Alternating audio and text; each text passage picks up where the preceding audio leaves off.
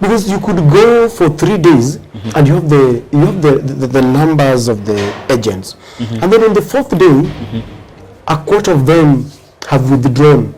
They do not want the job again. Now how does he withdraw? Does he tell you he's withdrawn? Nafunga line up? Sometimes the kind of flow of the conversation just subsides, and you're wondering, where is Kevin? Oh, he's not talking. Because remember, maybe, like I told you, we went every day. So maybe the previous day, yesterday, we talked to Kevin, and it was, oh, Kevin, bye, we'll meet tomorrow. And then the following day, Kevin is not there, is not active in the WhatsApp group, and then when you call, the tone has changed. He tells you, Frederick, no, we are not interested anymore. And Which areas? mostly, to be honest, it was in Central. The Agents were withdrawing. They were withdrawing en masse, not just once. You know, we had several. If you talk to them, and like I told you, your supporters at the board will confirm this. Not once or twice. They withdraw, and you're back to square one. So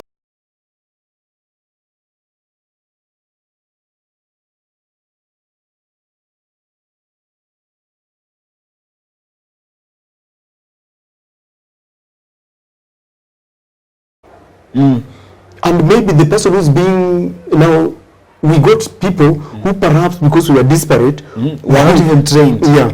Let me tell you, Kevin, just to make in a nutshell, even at the last minute, when we just had a day, maybe like today and tomorrow is the election day, we still lost agents. They withdrew. Previous day? The previous day to election. It was very sad. Like I told you, this is a bag but of... that means also agents should take some oath in future. I think some of them took oath, but you see, they thought it was just a piece of paper and just saying no. So I'm telling you, at Satiza, we were almost done, and we could only speculate. We had. Did you have an idea? We were winning. We were ahead of Citizen. You guys were watching Citizen and MTV, and you were at I don't know 300,000 or 400,000 there. Our guys were at about 5 million, and you could see the mood. So some of you see, all the senior officers who were up there did not want to tell us what was happening. Why? But if anything being told, you can see. I think most of them told us everything is on course. Baba is winning. Remember, don't lose this, that everything was happening because we want to make Baba the 5th. How we were going to do this, I don't know, but we were to make Baba the 5th. By 7, something just happened, something that we cannot explain. The entire machines just crashed. Just crashed. I don't know. Welcome to the Bold Analysis, ladies and gentlemen. I promised you that this time round we will also try to do it different.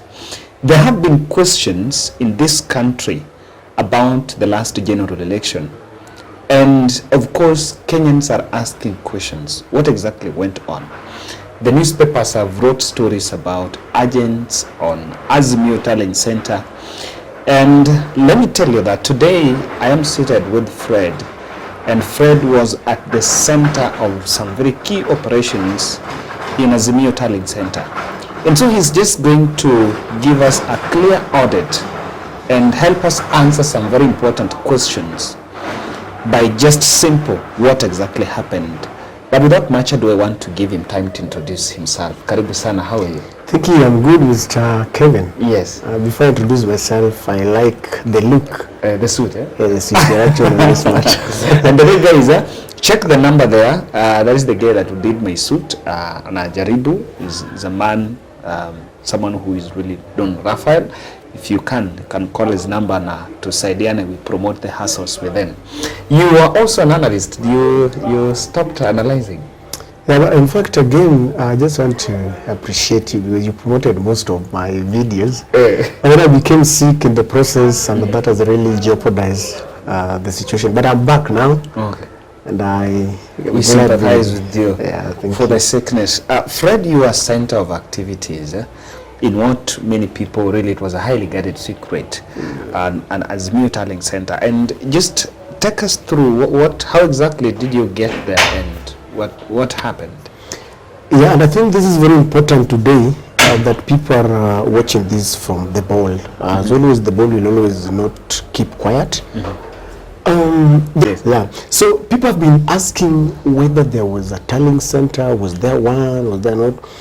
I want to confirm today that there was indeed a serious, not just a tallying center, but it was a serious tallying center.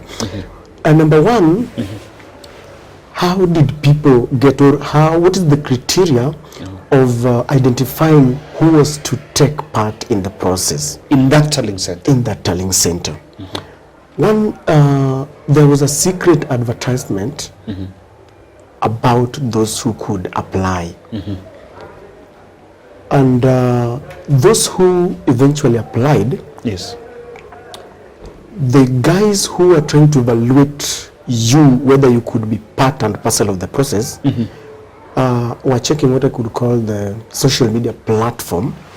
They could check your conduct in social media. Yes, your conduct, you got it. What are they looking for exactly? For example, they will check your face because that was authentic. You had to give them your Facebook account and Instagram and all that. So they were checking the kind of posts you are making. That you've been in the last, not just 2 weeks or what, but for like 6 months.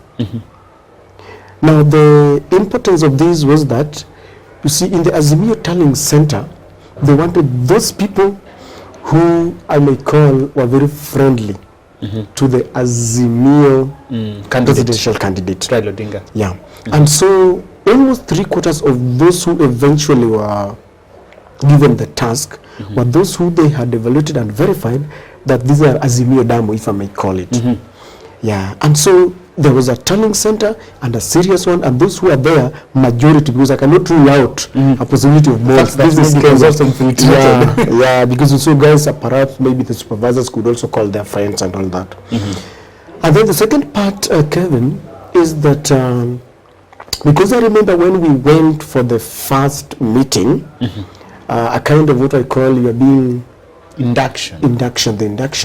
The guy who was doing this, I will not call his name because there's a guy that is known, he's a prominent man in Kenya, asked one question: guys, why do you think you are here? And because we had, I think majority were university students, who most of them, I think, had done what we call computer science, because they were told that this is going to be data entry and everything. So when the guy gave this question, why do you think you are here? Very many of us said, oh, we are here to collect data, we are here to do what. And then after all the attempts, he told us one thing, that, and I will not forget that, he said, we are here to make Baba the fifth, period. That's what he told us. To make Baba the fifth. We are here to make, in fact, those who we were within this, at the training center, some of them are your class, they are following the board, and they will tell you, they will confirm. Yes. That we were told, we are here to make Baba the fifth. That was the first one. Yes. But just not to interject a bit. Yes. You are supposed to receive results from both sides. So how are you going to make Baba the fifth? Yes. Because you're not the guys who are going to vote. And that is the second point I wanted to give you. He told us that if you, for example, you love Wajakoya so much that you'll be at pains if Raila wins and Wajakoya does not. Or if you love Ruto or any other candidates. No, you're talking about Ruto, you're taking your sound cheesy. When you love Ruto. When you love President William Ruto. Yeah, he is our president now. But you see, I'm trying to reflect back then. He was not the president, he was still a presidential candidate. So I'm trying to quote verbatim what the guy said. Let me just say that he told us that if you have an alignment with the ANU to anyone or any aspirant then, and you feel that you're being here will kind of compromise what you believe in, then because it was the first training and you were being paid, he told us, we will pay you for today and then just leave. We call it a day. And so those who are there were made to believe that we're here because we love Baba. So to your question, that we were going to receive results from both sides, we were told that loving Baba meant one thing. Don't change any result. Because you may think you love Baba so much so that when the results come, you may say that now, you see, we were taking the result from the agents. Yes. So you may think that you love Baba so much so that when you are keying in data, you say, no. Ruto cannot defeat Baba. I want to say that was to boost the integrity of the process. Yeah. So we were told that part of the process was to ensure that in case this thing ended up in court, then whatever we were doing was going to be used. So it had to be very credible. Yes. Wow. And that makes me think that perhaps if I would come and I don't subscribe to Baba ideology, then I would walk out the next day and dine with Baba's competitor. Now that people were given leeway to live at will, if you don't. Yeah, there was. Did someone leave and not come back? No, I didn't see anyone who left because part of it, they were paying. They were paying us handsomely. Yeah, I will not say. How much. The reason why I'm saying this, many people have misrepresented Baba. They say people are not paid.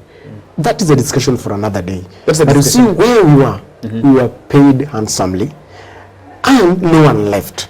No one left. And and of course no one would leave because again you will remain a marked man. Yeah, but there's another thing that happened. They knew there was a possibility that one could leave. And we guarded. Let me just say there was something was done because you've not asked me where this was happening. It was not in the cloud. This was taking place at the Jubilee Center. At the Jubilee headquarters. The Jubilee Party headquarters. There was also another center in Bomas, but the one that was highly guarded was the one at the Jubilee headquarters. Where? Okay. So in your induction, it took how many days, and what exactly were you guys doing before on the induction period, before even the voting day? You see, guys might not believe this, that we were at the Tallying Center for close to 2 weeks. Before the elections. We took an entire week just trying to rehearse, to do something. These 2 weeks you are being paid daily? Yes, daily. Then that means, before you even say, that means the cost of this is very high. Very, very high. And we used to see some of the prominent politicians getting in and out. These 2 weeks? In these 2 weeks. Some of them did not find time to come and even talk to us. You could see the urgency, they could come, we were told. You see, the Jubilee headquarters, I think, goes up to the 6th floor. We were operating in the ground floor and the first floor. So the rooms were demarcated in such a way that you see we have 47 counties. And so they did it in such a way that county number 1, maybe to 20 will sit in one room. But they did not, it was not that sequence that it has to be county number 1, county. What happened? A county which had got, which has many, larger population, would sit to a county with less population.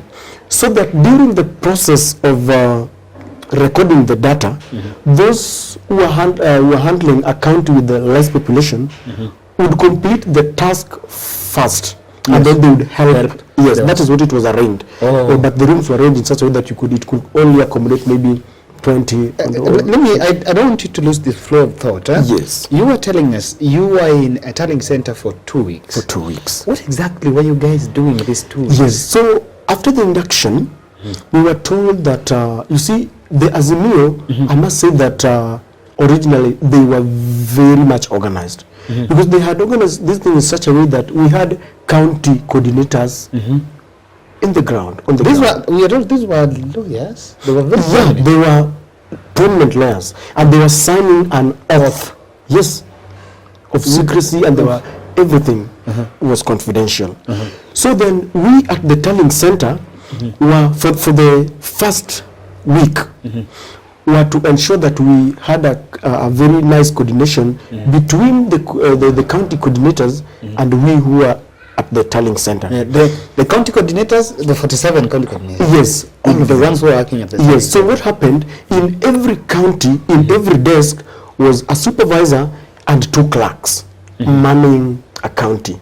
And so you can imagine 3 times 47. I don't know It's what. a number. Yes, a number. That's over one. And then, because I'm trying to paint a picture of how the Tallying Center looked like, and then we had floor managers coordinating the affairs at the first floor and the ground floor also. For example, if we had, because this is something that was very serious, if you could not just walk up that you are going for breakfast. It had to be coordinated by the floor manager who would come and say, now county 1 up to 20, go for breakfast or go for such like thing.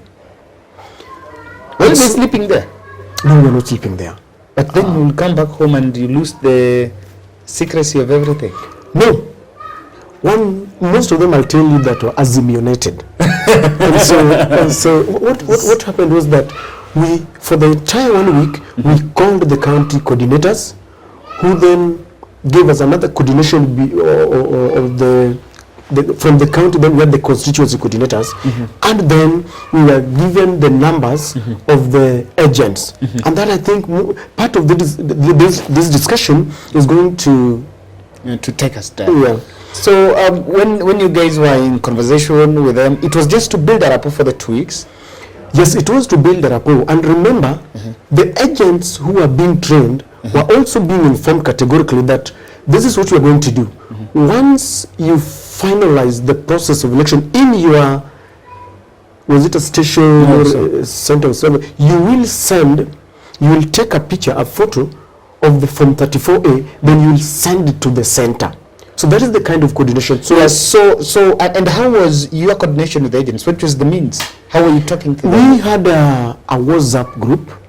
So because when you call the county coordinator who are coordinating the training of the agents, so at the county level. At the county level, yes. So he would then give us the number, their phone numbers. We on the other side had specific codes. For example, if you are in maybe county number 47. There would be a number you'll be using to call the agents, and it will have a code 47. Yes. That is the WhatsApp group. And there is another that will be using to call them. It also had a specific code 47, so that they know this is an official what? An official number. So for them, just to try to summarize in the essence of time, is that for the entire 1 week, it was a coordination and building a rapport. We did not want a situation where on the D-Day, the election day, you are calling, hi Kevin, this is Frederick, and it's like, who is Frederick? Who is Frederick?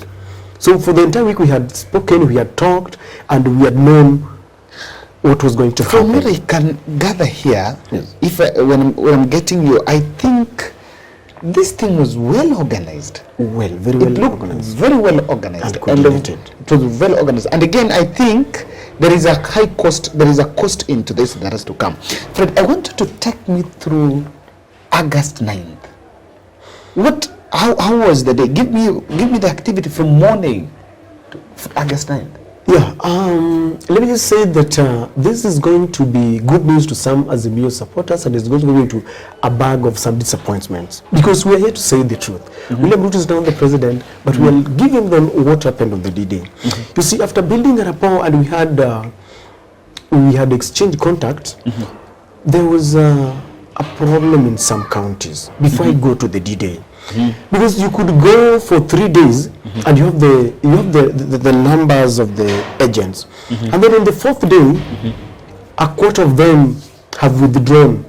They do not want the job again. Now how does he withdraw? Does he tell you he's withdrawn? I'm on a finger line or?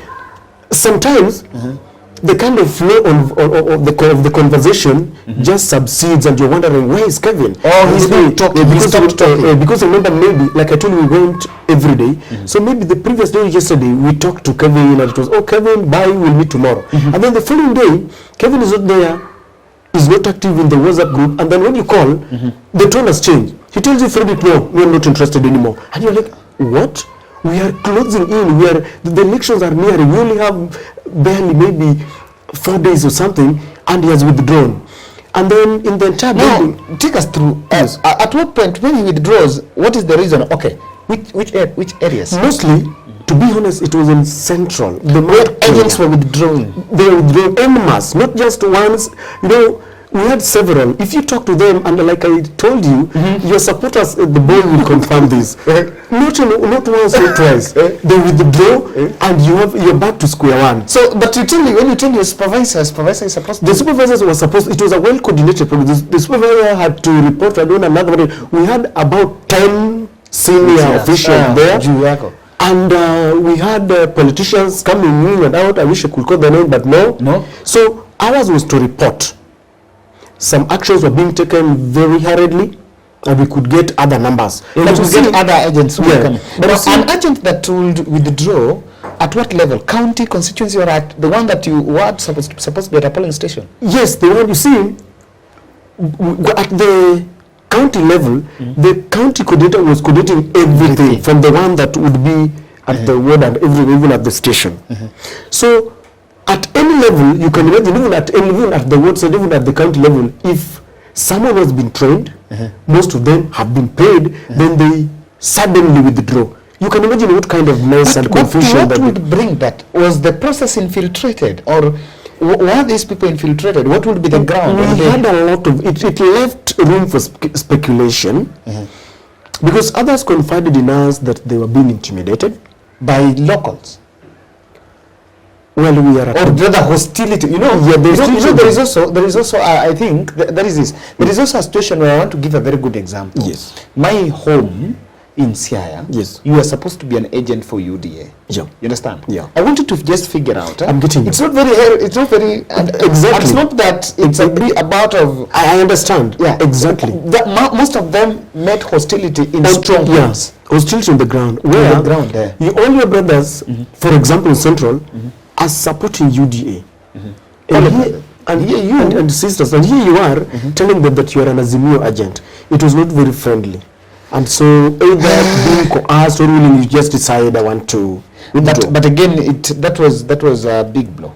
It was, especially to us, because now you have to start another conversation with someone else. And maybe the person who's being we got people who perhaps because we were disparate were not even trained. Yeah. Let me tell you, Kevin, just to make in a nutshell, even at the last minute, when we just had a day, maybe like today and tomorrow is the election day, we still lost agents. They withdrew. The previous day to election. It was very sad. Like I told you, this is a bag but that means also agents should take some oath in future. I think some of them took oath, but you see, they thought it was just a piece of paper and just saying. No, on the day as you asked, some of us voted. We woke up early and voted because during the training, it was mentioned that if you love Raila so much that you feel you must vote, then make sure that you vote very early in the morning. Otherwise, you need to be at the Tallying center very early in the morning. Why? Because it was we at the Tallying center who are going to coordinate and find out whether all the agents have arrived. So it goes without saying that we were at the center very early in the morning, just trying to call, hi. So in the morning is to call agent, just station. Yes, and then we are reporting any issues. The gadgets have not arrived. The flow of the voters, the papers and everything, the turnout, are there incidences of intimidation, bribery and all that. Which kind of reports were you receiving during the day before the results started flowing? In the morning, like I told you, some of our agents did not report. But that, I want to let that rest. Now, those who reported to work were giving us some positive reports, but let me talk of some of the negative ones. Some of them were telling us that there's a lot of bribery and all that. But you see, some of them could take pictures and send to us. But as usual, ours was to report to another high authority. Whatever they were doing with the report is up to them. Ours was to make sure that we give credible information.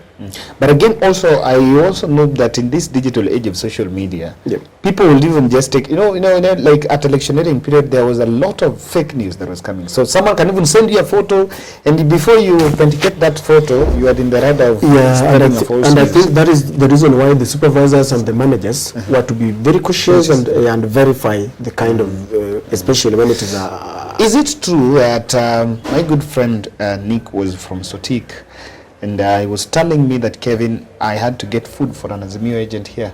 because the guy did not. Really? I don't know where they're going. Because you guys were facilitated at the Azimio Center. How about the people who are on the ground? Well, Kevin, this is a very sensitive matter. But I like the ball because we are going to say it anyway. Yeah. Because it's the audit. Yeah. We want to audit what happened. Yeah, It will help in it will help, yeah. You might contest for presidency in the next 30 years. No, but I'm going to contest for MC. Okay. 2027. No, you must take it. Now, let me tell you, Kevin, we had agents calling us, because they could also call us. They told you it was a call, they could also call at will. Yes. And most of the time when they call, you disconnect the call and call. When you tell them, I'm calling you back, because we had the credit, we were given airtime. So some of them woke up very early in the morning. They told us, Frederick, we were told to wake up very early in the morning at 4. Sakumi, we were waiting at the station. The saddest news is that because we checked on them after almost every 4 hours, just trying to understand what is happening. And by 1, some Azimio, and I'm talking of some Azimio agents, were reporting cases of being famished. They were hungry, they've not eaten anything since, because they said they woke up very early in the morning. Since morning up to 1, someone has not eaten. And then some of them are telling me that when we went for training, we were not paid. When we tried to inquire, you realize that there are others who have been paid very well for the period that they went for training. Others were even paid their money before they came to the station. But others, from the training, they have not been given anything, they don't have food. And now, they watch their competitors taking good meal. Someone was telling us, Kevin, and you see, it's sad, Kevin, that you see, mimi sijakula na mwenzangu analetewa sausage na mayai na something of that kind. And we felt, sometimes I remember, Kevin, one of the ladies who we were working with had to go to her pockets, send some money to one of the agents who were really pesa yake. And I know people in the ball will tell you quite a number. Personally, I know there are a few who reached out. The very voting day telling me, Kevin, I need to eat. Quite a number of people reached out, and of course, we also want to say thank you. There are many unsung heroes on that election that people don't just know. I know people who facilitated a family from Machakos through the ball here. Really? From Machakos to Kitui to go and vote. There was some 6 that were facilitated on that Monday night to travel, go and vote in Migori. And so there are many unsung heroes, and by there, Santeng Sana, they did a good job. So I want us to look at when the results started flowing in. Yes. Actually, for the entire close to 2 weeks, we were being cautioned and being prepared that on the D-Day, especially, in the evening when the results start flowing in, it is going to be a big activity. It's going to be very busy. So we were prepared because we even did some dummy kind of election, trying to key in data very fast, trying to probe an imaginary agent who has fled all of a suddenly, and you have to start. But then we were prepared for all this. There was capacity building. Yes, and we were prepared for this. Now, I remember one case that is really saddening me. When the Azimio employed the county coordinators, I thought they were working for the well-being of the party. But I remember in one of the counties, there's another county coordinator who said he was not going even to give the names of the agents. He refused completely. He's not going to give the name. Why? You wonder. Huh? She was a little bit, just say so. And she told us, I'm a lawyer and I signed oath of. So we were asking, what kind of oath of office? With who? With Azimio? And you know. So I just want to paint a picture that it was not very rosy for some counties. Now, I think maybe most of us that were home were really looking at what was at the portal, because that was our only space to receive. Yes. From your end, how was the flow of results from the time they started? What happened? Or how are you is that fortunately we started getting the results even before the IEBC uploaded them, and they are started uploading. Yes. Because there were some agents who were very, very cooperative. And they were happy about it. Remember, some of them were simulated, so they were waiting for this. Some of them would call you and tell you, oh, Frederick, we are about to finish. We are in the final touches of counting. Some of them were even reporting, here, Baba anapata. Some of them were telling you, yeah, some of them were telling you, oh, huku bwana ni kubaya, but of course, those were the strongholds of the opponents. So the results started streaming in. At what time, approximately? By 6. By 6? Some of them had... 6 polling stations, it was Javungo. Okay, possible. Maybe, let me say... The turnout was low, the hair, something. Yeah. So some of them, like, you get one and it's like, but by 9, so we started... the results started in some of the areas where... You see, there's something I think when you are worried or you are shocked is that we were not getting the result from the county part. We were getting per station. Unaona ile unaenda kuvote kwa classroom.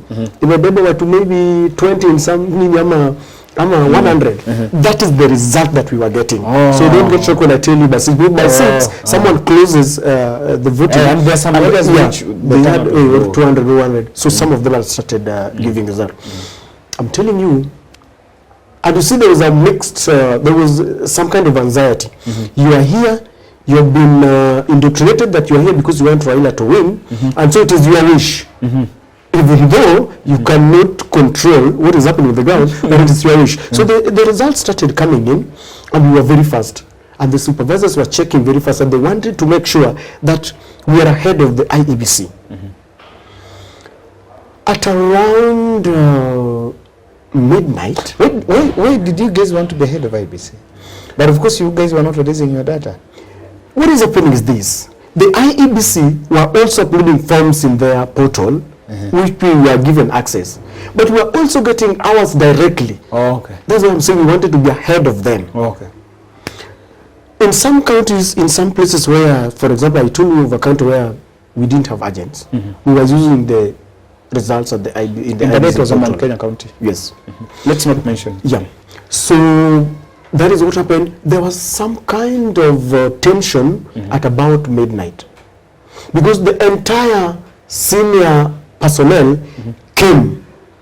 And they were shouting, "You guys, can you be faster? You guys!" And we were wondering what is happening. We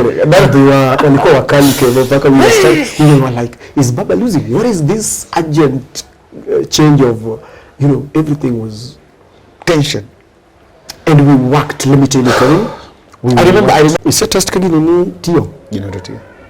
Lakini sasa unasikia si ndio? Unanisikia mimi? Nakusikia but wewe unaongea pole. Sawa.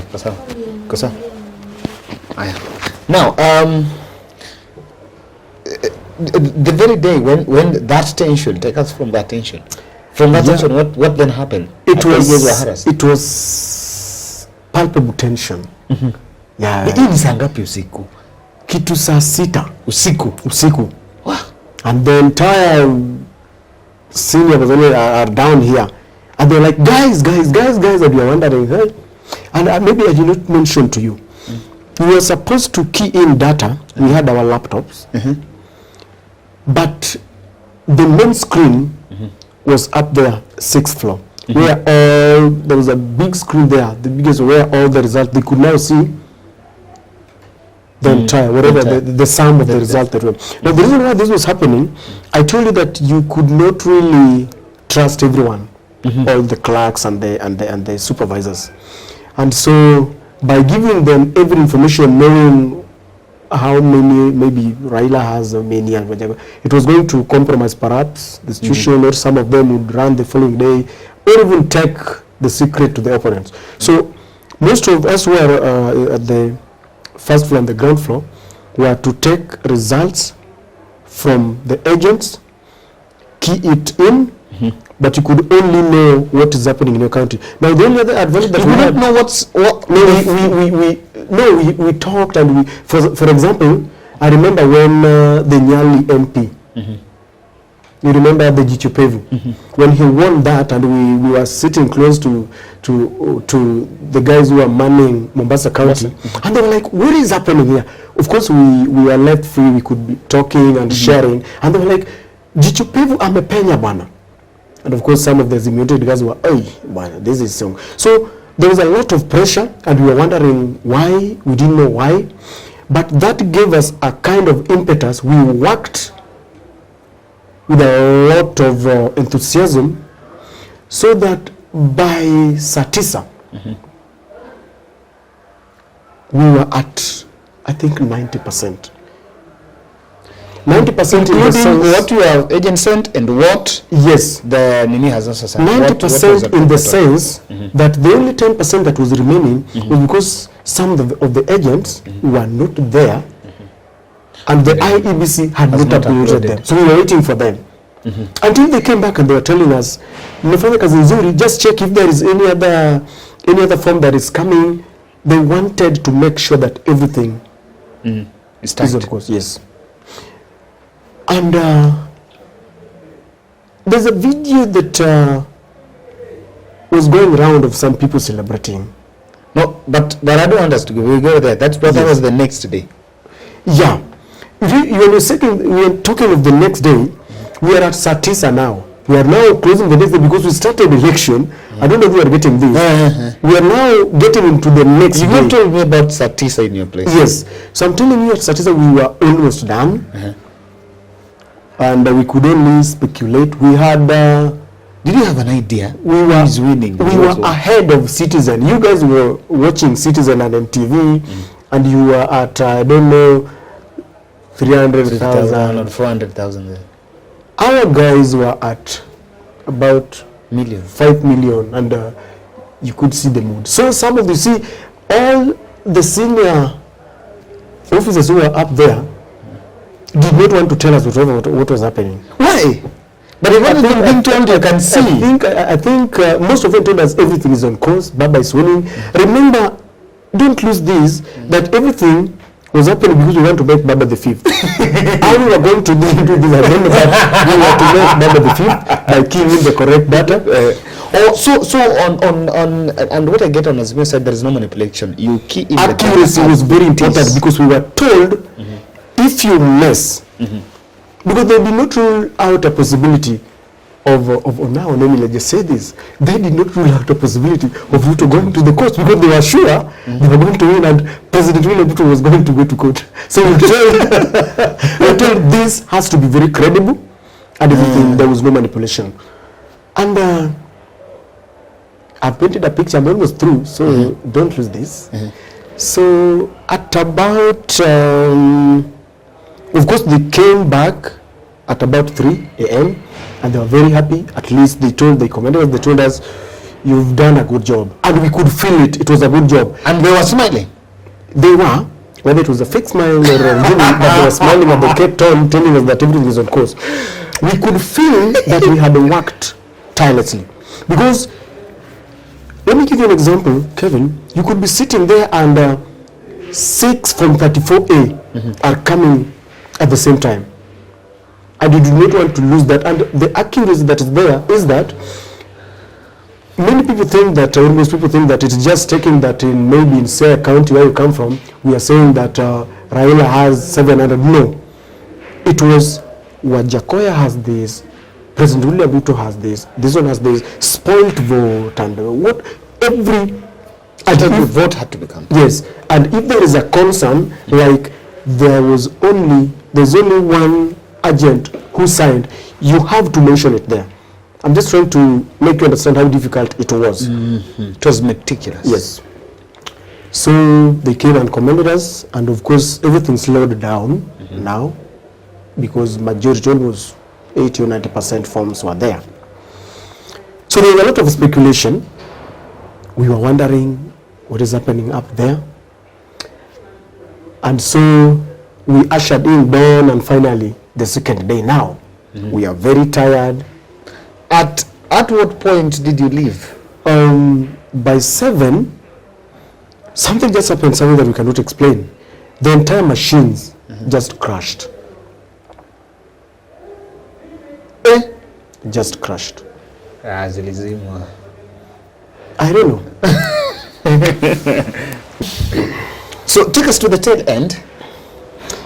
Yeah, so we are now like waking up even though we didn't sleep. and everyone is happy. The managers, our managers and supervisors are happy. Of course, they're happy that the entire process is smooth because we have we are even let me say ahead of IBC. And from what we could gather, we thought Azimio was ahead. You had that feeling? Yeah, we had that feeling. What waanza kupima suti? Yeah, and we were like, and we, you know, some of us even started saying, now Hapa Jubilee Center will be Azimio Center. You remember that headquarters? And by the way, Kevin, I did tell you, it was highly guarded by the GSU. And we felt very safe. We were even told, when you go in there, when you go out, don't even tell people that you are at the Azimio Tallying Center. Don't. And you can imagine the kind of pride that we had, that we are at the center of everything. So by 7 in the morning, we are now waiting for a few agents who we could not find or something, just a few hiccups, or waiting for the IEBC. But at the same time, the Citizen and NTV are giving theirs. Yeah, I remember there are 3 things that happened. Yeah. Azimio was celebrating in KCC. Raila Odinga went to Legend Citizen TV place. And there was some celebration. I saw my good friend Tweri there. There's a bit of some celebration. And remember, this had happened after even Sifuna released some screenshot, a tweet and screenshot that Raila had won with some 6.7 million. Is it 7.1 something? I don't know the value. But now you guys, when you guys were receiving this, personally, I was getting worried of the propaganda thread. Because there was a lot of, apart from, before IBC announced anything, any other thing that any politician was tweeting was propaganda thread. Yes. How did this run? I think this is what was happening, Kevin. You see, we were the only people who are privy to information that is happening at the Tallying Center. At least we are at 5 million. You guys are at 300,000 with the IEBC and with the Citizen and everything. So it's possible that someone had knew the results by then. What I'm just thinking, by tweeting and doing everything, the Azimio had to manage their supporters. And they knew why, the intention of doing. I think so.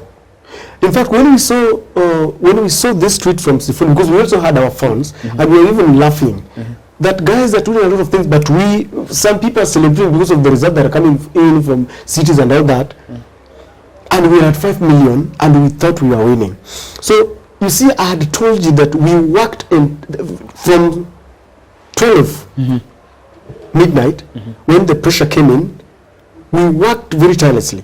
And so when morning approached, and we saw several tweets, guys, we were cheers. When we went for tea, we thought that they had taken our result, the result that we had given them, and this is what they were using to tweet. So we at the Tallying Center were celebrating and saying, wow, it is amazing. Because there was this, we had a lot of accolades, because we were told, guys, you have worked. And I remember Itumbi later said that he was wondering how Azimio are claiming that they are collecting data and followers. It is true, let me tell you. We did good work. We did a good job. And so, because Itumbi was wondering this information, the politicians were doing the tweets and all that. Yes. You guys had already like 90-something percent. So you knew that what those people did. Yes. And we were bragging there. And we were like, guys, in fact, what gave us that courage and even the kind of happiness that we had then is that, yes, we are tired, but it is our result that these people are using to tweet and because there was a coincidence that these results are coming immediately after yes. So we were much convinced and persuaded that it is our result. And there was a lot of phone calls coming from friends and relatives. At least the few who knew that we were there. Your mother could call you, Ikoaje, and you tell them, it's coming home. It's coming home. It's coming home. It never arrived home.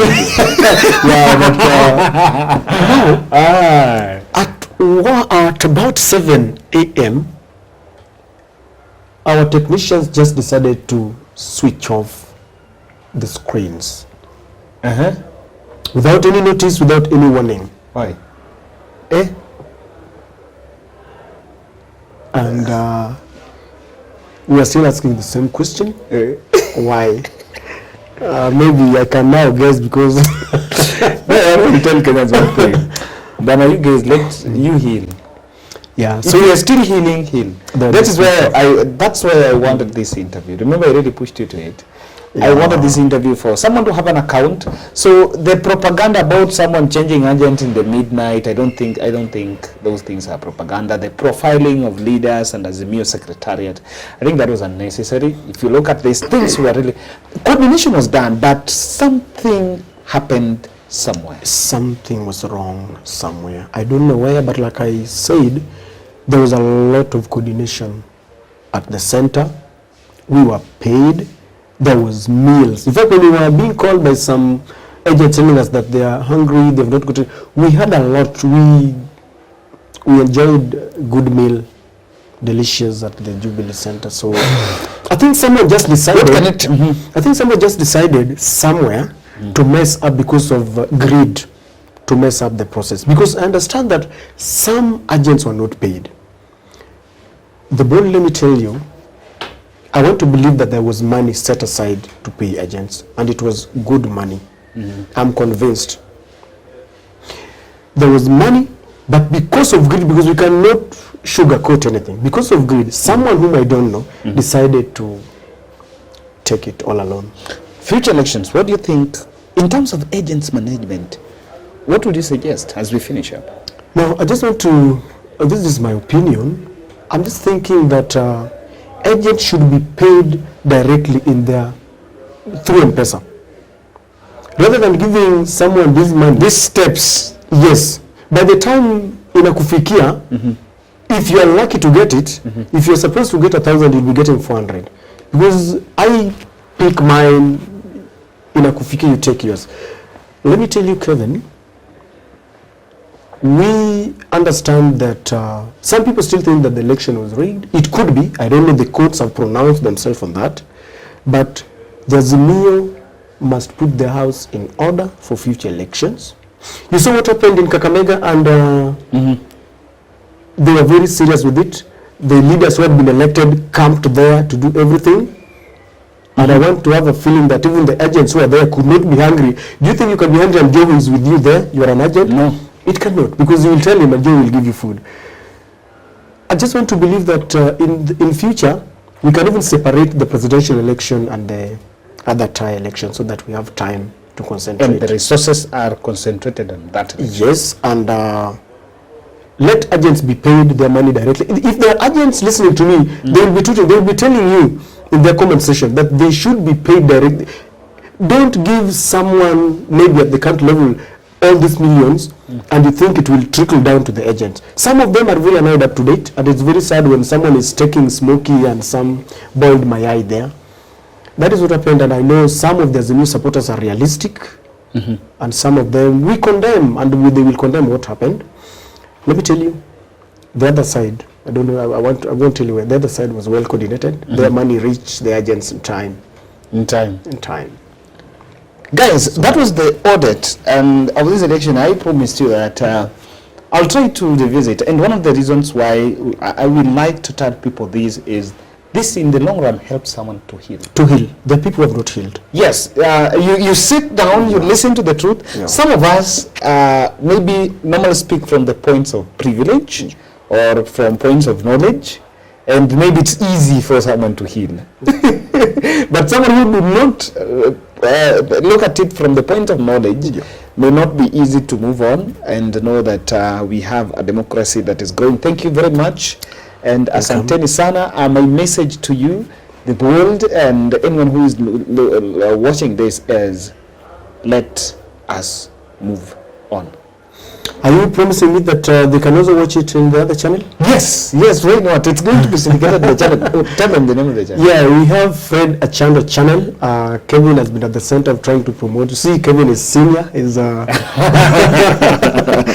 trying to groom some of these. So, guys, I know we share some of videos. So he promoted some of our videos. So you can also, after watching the ball, you can also watch it in Fred Achando, and many more are coming, courtesy of Kevin. And Kevin, someone just sent me a tweet that you are helping, really helping this year upcoming analysis, and even what we call the corporate, how do you call social it? Social. I remember this lady who you helped.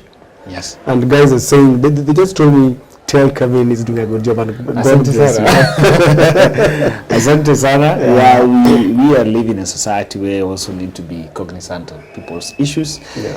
And that is it. But we were able to pull enough for Sarah. So thank you guys, and let's meet in the next. Thank you.